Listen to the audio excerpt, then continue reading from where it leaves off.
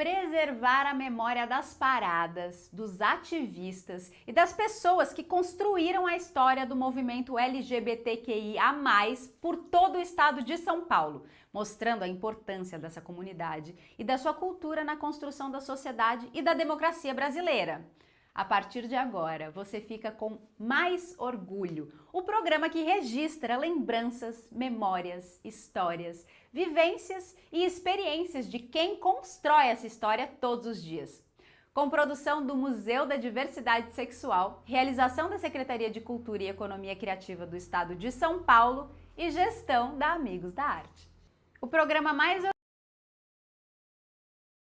Orgulho, Dias Valdez, Pamela Albi, Ricardo Rossi, Thiago Milton, Gabriel Anjos e outras personalidades da cena LGBTQIA+, que revelam processos comuns à comunidade, como dificuldades na infância, aceitação, militância, vida noturna, relacionamentos e perspectivas para o futuro. As entrevistas estão na íntegra no YouTube do MDS.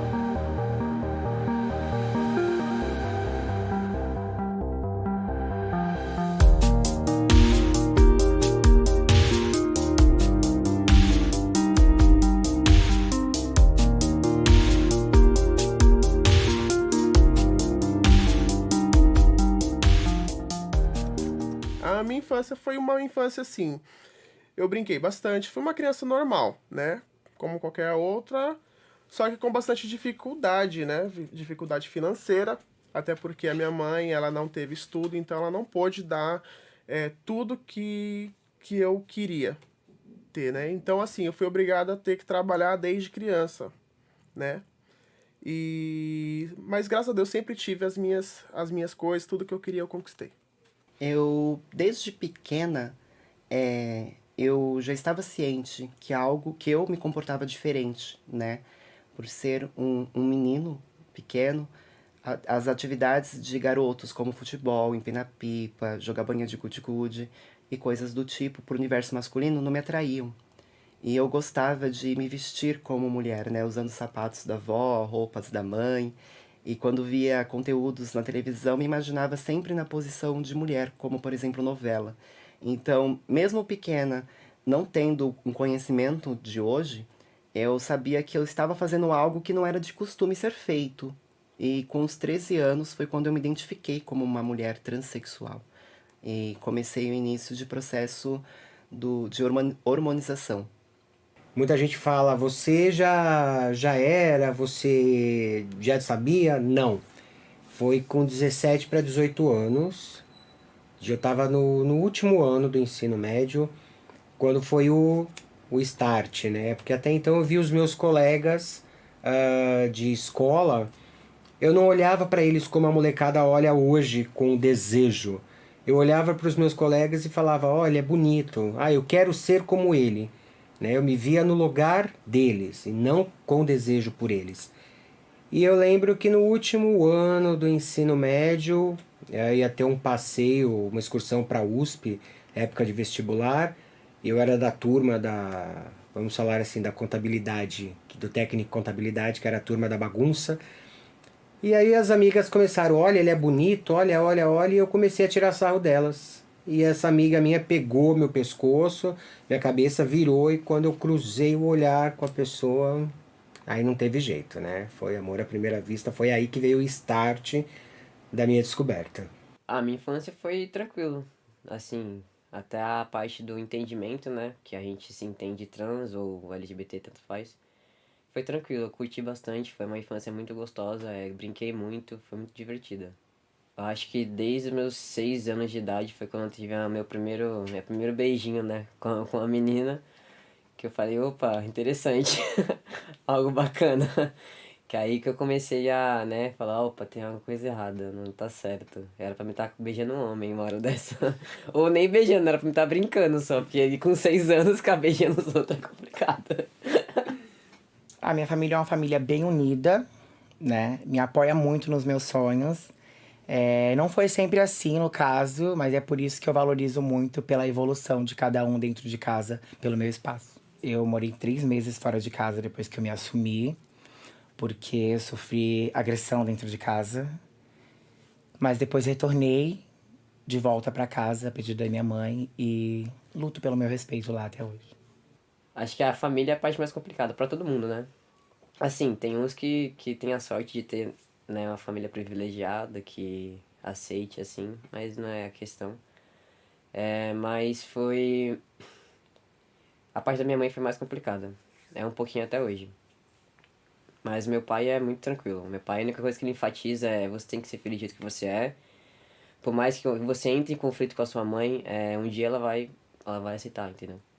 E uma experiência que eu tive semana passada, recentemente, meu pai ele veio até a mim e ele me perguntou como eu gostaria de ser chamada por conta de ter regularizado o meu nome. E ele ficou se questionando desde quando ele descobriu que eu regularizei o meu nome. E toda a minha família e todo mundo que conhece meu pai sabe que ele tem no seu histórico o seu lado preconceituoso, homofóbico, transfóbico, machista em sua raiz. Mas ver que ele se questionou em primeiro lugar e depois me procurou foi muito emocionante, pois a partir do momento que ele sabe tratar a sua filha, que é uma mulher transexual, ele saberá levar esse tratamento para a sociedade quando ver uma mulher transexual ou uma travesti na rua. Então foi uma experiência incrível e que a gente só consegue ter o sabor dessa experiência não desistindo dos familiares, né? Mesmo que tem toda aquela questão do embate, mesmo que isso nos fere, é o não desistir dos parentes, o não desistir desses laços que permitiu com que hoje eles estivessem essa mente. Pois se eu tivesse tomado qualquer outra decisão e tivesse desaparecido, eu deixaria ali uma lacuna aberta da ignorância continuar visível e vivendo entre eles, né? Então, eu vejo muito como uma grande possibilidade de transformação. Olha, pra minha mãe foi uma história muito engraçada. Porque eu comecei a namorar com uma pessoa e ele frequentava a minha casa como meu amigo. Aí um dia minha mãe, era um domingo, e ele foi embora, minha mãe olhou pra mim assim, é ele que é seu namorado? E eu parei, eu fiquei assim, completamente sem reação. Aí eu falei, é. E ela falou, graças a Deus. Foi isso que a minha mãe falou. Essa foi a reação. Eu esperava que ela fosse ter um surto, né? Pra mim, eu fiquei surpreso, porque eu não esperava essa reação da minha mãe. Não esperava. Pra minha tia, eu me assumi aos 15 anos, porque a minha tia, ela me encostou, tipo, na parede e perguntou, você é gay? E eu falei, sou. Assim, nunca consegui ser uma coisa velada porque eu sempre expus muito, entendeu? Acho que a minha aparência já entregava muito. Enquanto mulher, assim, né, mais masculina e tal, eu sempre não tinha nem como esconder. E também se me perguntasse, eu falei, não, gosto de mulher mesmo, tem algum problema com isso? Se tiver, problema é seu, não tenho nada a ver com isso. Guarde pra você sua opinião. Já briguei com muito funcionário, né, colega de trabalho mesmo por conta disso. Fazer comentário preconceituoso, não pra mim, porque se faz pra mim eu já mando, né, pra casa do caramba. Mas em relação a, tipo, companheiros gays que eu já tive, entendeu? De fazer comentário, tipo, sem nexo, sem fundamento nenhum. E eu já discuti, mas nunca escondi, né, de ninguém, até porque não tinha como esconder. E assim, a minha profissão, eu não tenho profissão ainda, mas eu faço faculdade de engenharia civil. Tô tentando cursar, né, porque tranco, volto, mas vai sair essa faculdade. Eu sou cabeleireiro, maquiador. E então no salão as clientes até preferem, sabe? Elas fazem festa quando chegam, me dão muitos presentes e elas me adoram. Minha carreira profissional, eu fiz faculdade, comecei na dança, na verdade, né? Fazendo dança. Participei de grupos de dança de rua, fui fazer contemporâneo, um pouco de balé. Hoje já não exerço mais por motivos próprios, de saúde até. Entrei no teatro, fui fazendo teatro, comecei aqui na cidade também. E fui estudando um pouco de música, sempre gostei da parte musical. E fui seguindo, fiz faculdade de educação física. Não pude concluir o curso devido ao câncer. Tive que interromper, né? E depois não pude voltar. Mas sempre trabalhando, sempre dando aula. Tô aí no caminho de terminar a faculdade de pedagogia. Faltando 2 semestres para acabar a pedagogia. Eu gosto disso, eu trabalho com vídeo, com internet, YouTube. Eu vim assumir minha identidade de gênero com os 19 anos. Pra família, eu nunca assumir ser gay, pois eu não era gay, né? Então não tem como eu assumir algo que eu não sou. E a forma que eu vi de mostrar que este corpo é um corpo feminino e o pensamento segue essa rotina do feminino, eu me identifiquei, me assumi a minha identidade colocando o mega hair. Então eu trabalhava como operadora de caixa antes da transição. E até um domingo eu trabalhei. Quando foi na segunda, eu coloquei um mega e eu apareci em casa já na representação feminina. Foi uma situação bem inusitada que aconteceu. Eu tava sem celular, eu tava com o celular da minha mãe e também tava usando o WhatsApp dela num grupo dos meus amigos. E aí eu dormi na casa de um amigo meu. E aí no outro dia ele mandou a foto de eu e um menino deitado no sofá. E aí minha mãe viu.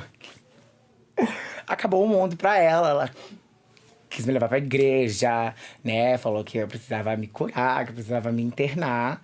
E não, desde o imediato eu falei pra ela, não, quem precisa de tratamento é você. Eu sou assim desde que eu nasci. Assim, eu só me assumi oficialmente quando minha mãe perguntou se eu gostava de mulher, né? Na época de lésbica, né? Aí eu falei, ah, mãe, gosta, né? Acho que tá meio óbvio. Mas assim, enquanto trans, não. Eu não cheguei a falar, mãe, olha, eu sou trans. Eu só cheguei e falei pra minha mãe, no dia do meu aniversário, né? Que foi ano passado, vai fazer um ano que eu me assumi trans. Assim, assumi assim. Eu falei, olha, mãe, não me sinto bem com o meu corpo. Não sei se naquela época ela entendeu, né, o que eu quis dizer. Falei, olha, mãe, não me sinto bem com o meu corpo, não é algo que eu me vejo, falo, nossa, meu, eu sou uma mulher. Não, não é assim, nunca foi assim. E eu tô pensando, né, em fazer tratamento hormonal. Naquela época ela nem entendia, acho que era. Ela tinha uma base, né, da novela que teve na Globo, da Ivana, né, Ivan, que foi uma personagem trans. Mas eu nunca falei, olha, eu vou fazer isso, isso, isso. Eu sempre, tipo, lá em casa eu sempre agi por conta própria, entendeu? Falei, eu vou fazer, não vou avisar ninguém. Ninguém, tipo, vai com as minhas contas, ninguém paga nada pra mim. Então eu vou fazer sozinho. E aí agora que ela tá começando a perceber, né, que eu tô mudando, entendeu? E eu acho que agora que ela tá tendo um choque, né, que é o pior. A pior fase que a mãe começa a ter esse choque. Foi muito natural. A primeira pessoa que soube, na verdade, foi meu pai. Foi uma pessoa que, normalmente o pai é uma pessoa que as pessoas falam assim, meu Deus, vai ser, né, aquele barraco, aquela coisa. Não. A casa caiu mesmo quando a minha mãe descobriu, né? Aí foi a dificuldade maior de aceitação, mas eu não tive esse tipo de problema com a família de ter que chegar e falar, gente, sou gay, sou homossexual. Não, porque pra mim foi muito tranquilo. É a mesma coisa que uma pessoa chegar pra família e falar, mãe, sou heterossexual. Eu só tive um, eu namorei durante um ano. Foi bem turbulento, mas eu acho que foi importante para ambos conquistarem respeito dentro das nossas casas, assim. A aceitação foi muito melhor, porque onde tem amor, você pode ter certeza que vai ter aceitação, sim. Meu primeiro romance foi aos 14 anos de idade. Um rapaz de São Paulo. Eu conheci através do MSN. Ai, gente, que coisa antiga. Do MSN. E a gente acabou marcando o encontro. E foi quando aconteceu o meu primeiro beijo. E foi o meu primeiro amorzinho de adolescência. O primeiro contato que eu tive com a paixão foi aos 19 anos, que a Pamela teve o contato, né? Com os 19 anos. Então, pra mim, foi algo muito lúdico e mágico. Foi uma época de ouro que você saía pra você se divertir. Você ia pra uma balada, você ia pra um barzinho pra ver os amigos, dar risada, contar casos, contar histórias. Não tinha disputa, não. Pra que disputa? A gente queria disputar, era alegria, era felicidade, todo mundo rindo, dividindo ali o copo de cerveja, né? E era isso, era gostoso. Quanto aos problemas sociais, né, os preconceitos eram muito maiores, evoluímos muito. A sociedade hoje está aceitando muito mais. Naquela época, eu lembro que você não falava, você é gay, você é homossexual. Você é entendido? Eu acho que não que era mais difícil, o preconceito ainda, né, é real, é presente, mas eu creio que antigamente o verbal, a agressão verbal, a agressão física, ela era mais escancarada. Hoje as pessoas vivem por trás de uma tela para cometer os seus crimes, né? E os que são cometidos, né, fisicamente nas ruas são porque a nossa legislação é fraca demais e essas pessoas não têm medo, né, de ir preso, de pagarem com esses crimes. É uma forma de a legislação evoluir, né, de ficarem mais severas. Eu lembro que é uma das datas que eu nunca vou esquecer na minha vida, pois eu tava indo assistir uma peça de teatro aqui no Palácio das Artes, aqui em Praia Grande, e no caminho, no trajeto, eu fui abordada por 5 jovens, e onde eles me desferiram um soco, né? E ficou inchado na hora, isso nunca tinha acontecido comigo. Pois eu segui pro compromisso que eu tinha, que era a peça de teatro. Eu segui da forma que eu estava, e naquele momento eu me deparei com a realidade que a gente costuma ouvir do outro, né? Tipo, aconteceu, mas aconteceu longe de nós, aconteceu em outra cidade. Nunca achamos que vai acontecer com a gente. E aconteceu. E quando aconteceu, o que você vai fazer com isso que aconteceu? Né? O que você vai trazer, o que você vai trabalhar em você com essa experiência ruim que você teve. Claro que isso não deveria nem acontecer, partindo de um respeito, né, de se colocar no local do outro, mas aconteceu. Então foi o momento em que eu me vi mais atenta e mais disposta a não se calar e assim falar sobre isso. Acho que é meio silenciado. As pessoas abafam tudo aqui. Entendeu? Se acontece, a gente não chega. É tipo a mídia, quando tem que chegar, né? Quando alguém é agredido, nunca chega em lugar nenhum quando é a relação LGBT. Eles sempre abafam tudo. Por isso que eu não tipo, quando eu tenho, são mínimas as informações. Se alguém foi agredido, se alguém tipo, sofreu preconceito, se alguém não foi respeitado com o nome social, são... Eles tentam esconder o preconceito deles, né? Mas acho que tem bastante aqui. É difícil não somente pela cidade, mas eu digo pela própria classe LGBT. A disputa, a concorrência, eu sou melhor, eu brilho mais, eu consigo mais, é muito grande. É um querendo ser melhor que o outro. Infelizmente, essa é uma realidade que a gente tem que conviver.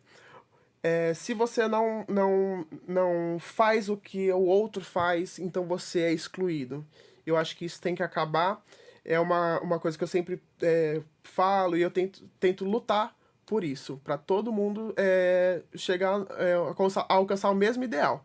Enquanto essa comunidade não aprender que ela precisa estar unida, erros, falhas, brigas vão ocorrer sempre. Mas enquanto a comunidade não aprender que ela precisa estar unida para poder crescer, vai continuar batendo cabeça. Opa, vai ter muita gente aí sangrando a cabeça na pedra. Hoje, meu maior envolvimento com a causa, de fato, por eu ser compositor, é os direitos, o respeito que nós merecemos está nas minhas canções, nas minhas composições. Como eu disse, levantamos a bandeira totalmente pro público LGBTQIA+, né? Conta das frustrações que eu vivi,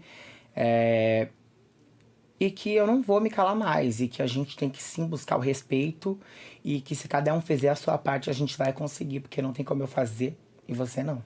Eu costumo dizer que o meu corpo ele já é um ato político, né? O meu ir até uma padaria pela manhã para comprar um café da manhã já é uma política que eu estou fazendo. E sobre a questão do trabalho político, ele vem entrelaçado no meu ramo profissional, né? Eu hoje, atualmente sou diretora artística da Associação da Parada do Orgulho LGBT, e também eu vejo que, através de ocupar esses espaços, é chegado até mim a oportunidade de falar mais sobre. Então, é vindo um convite a respeito de médicos, é vindo um convite de pessoas para poder fazer palestra. Então, tá sendo novo para mim esse militar, né? O militar na causa como uma mulher transexual, pois também tá sendo novo as possibilidades, né, aqui no município. Então, cada possibilidade que eu tenho, eu ocupo e eu falo, né?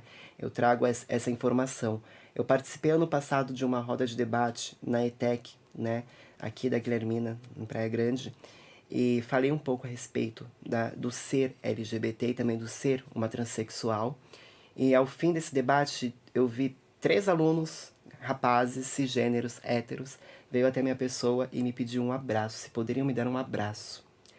Quando eu vi aquilo, eu fiquei emocionada, pois se fosse em outro tempo, eu não teria a possibilidade de falar e ser ouvida, porque já estaria sendo vaiada. E eu tive naquele momento a oportunidade de ser ouvida e no fim retribuída com abraços, vinda da imagem do homem, né?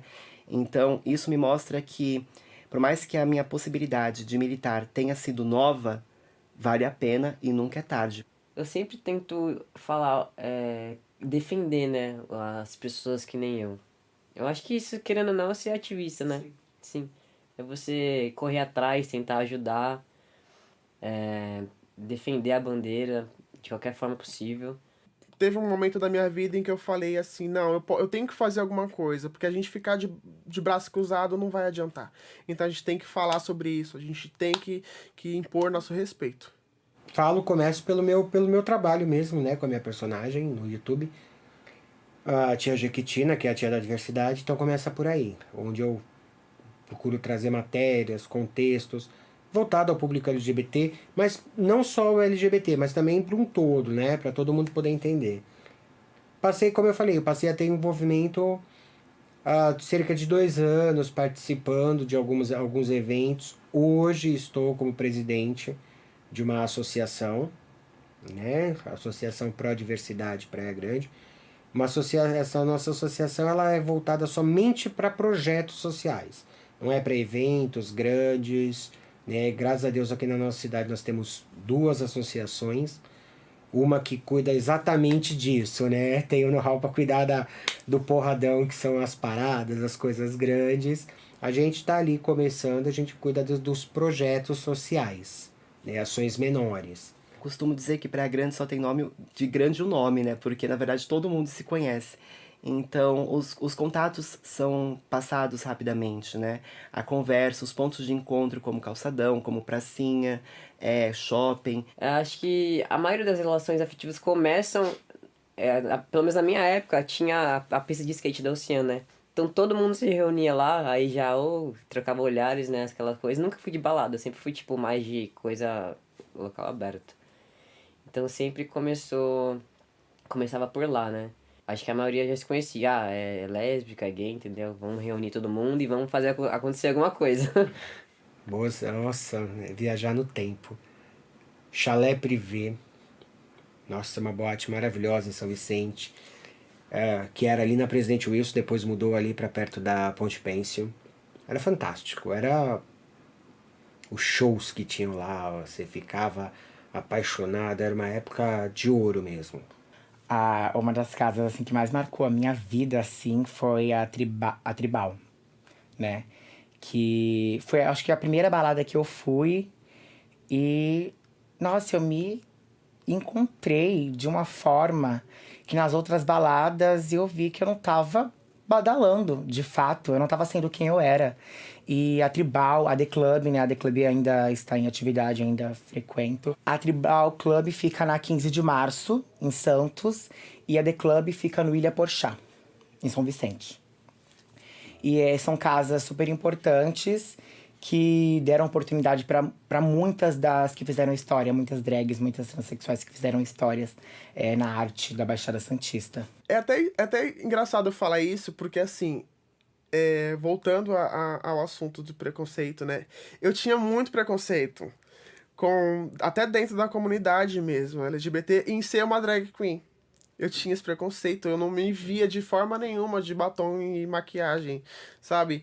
E quando eu passei por um processo de depressão, uma crise de depressão, que me machucou muito, um advogado, um psicólogo, ele me indicou, falou assim, por que você não tenta fazer teatro? Foi quando eu me encontrei nesse mundo, e é um mundo que eu não quero mais sair, sabe?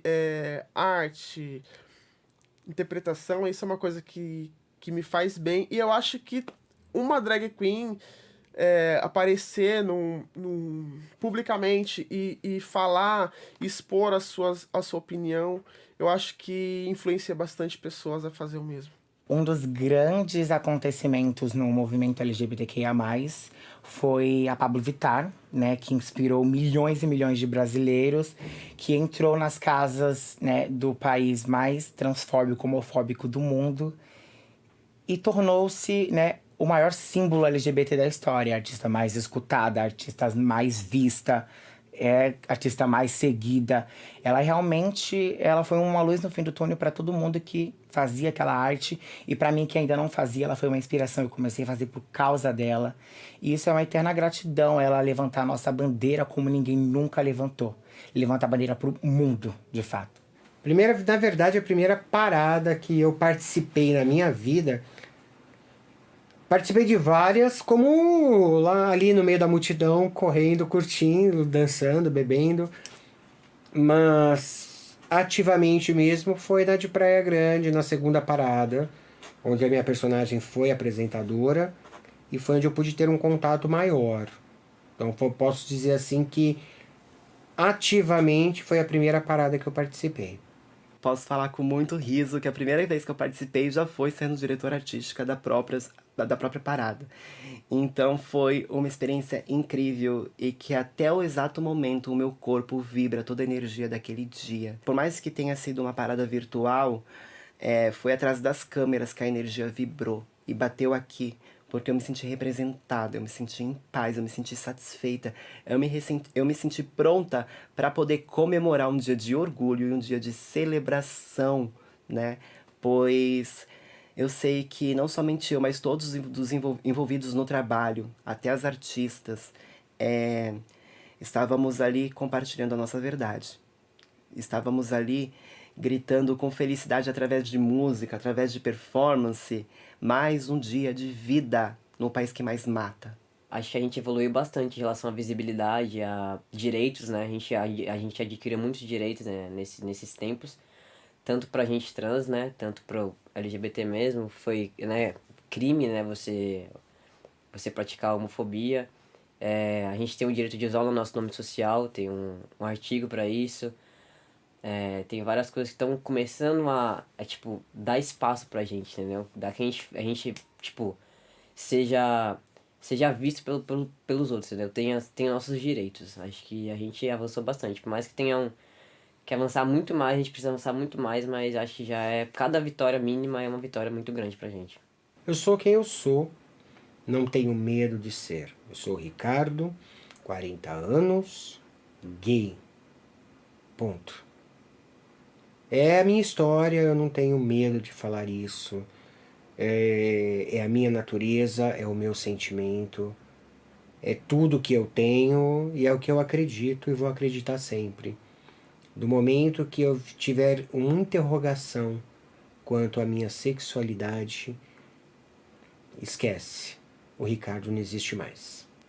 Olha, eu falo pra todo mundo que se eu tivesse a oportunidade de nascer, de escolher vir de novo nesse mundo, eu queria vir homossexual de novo. Seja você, independente do que você tenha passado, escutado, seja você. Se você quer ser drag, se você quer ser homossexual, trans, seja você. O seu coração, a sua felicidade importa muito mais do que falo. Valeu a pena ver que o caminho que foi aberto por aquelas que vieram antes de mim está sendo bem ocupado da minha parte, no que me é cabível. Claro que perfeita, longe de ser, é no erro que eu consigo me redescobrir e trabalhar a minha melhor versão, mas entre caídas e levantes da minha própria pessoa, eu continuei. E foi o continuar que permitiu que hoje eu chegasse onde cheguei e tivesse não somente o meu trabalho, mas a minha presença notada e reconhecida por todos aqueles que me cercam.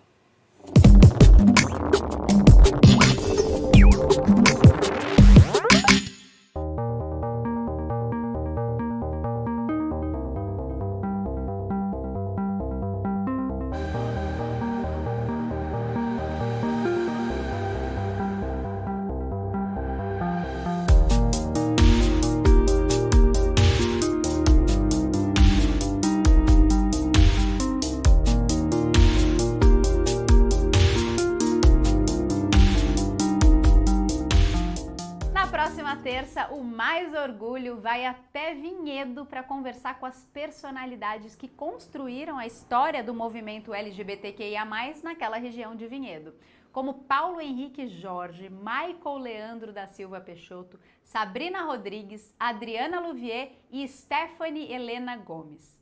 Mas hoje ainda tem mais. Às 6 da tarde a gente revê o especial TSC, a apresentação da Cláudia Raia na celebração dos 40 anos do Teatro Sérgio Cardoso e a partir das 8, a retrospectiva 365 Dias de Cultura em Casa. Relembra as apresentações de Rock Natu e Larissa Luz nas viradas SP Online de Araçatuba e Salto. Se você puder, fique em casa, mas se precisar sair, mantenha suas mãos higienizadas. Use uma máscara adequada e mantenha uma distância segura das pessoas. O Mais Orgulho é uma produção do Museu da Diversidade Sexual, realização da Secretaria de Cultura e Economia Criativa do Estado de São Paulo e gestão da Amigos da Arte, em uma ação pioneira de preservação da história, da formação e da cultura da sociedade paulista e brasileira. Se você puder, fique em casa para fazermos da luta contra o vírus mais uma história de superação, amor e respeito à vida.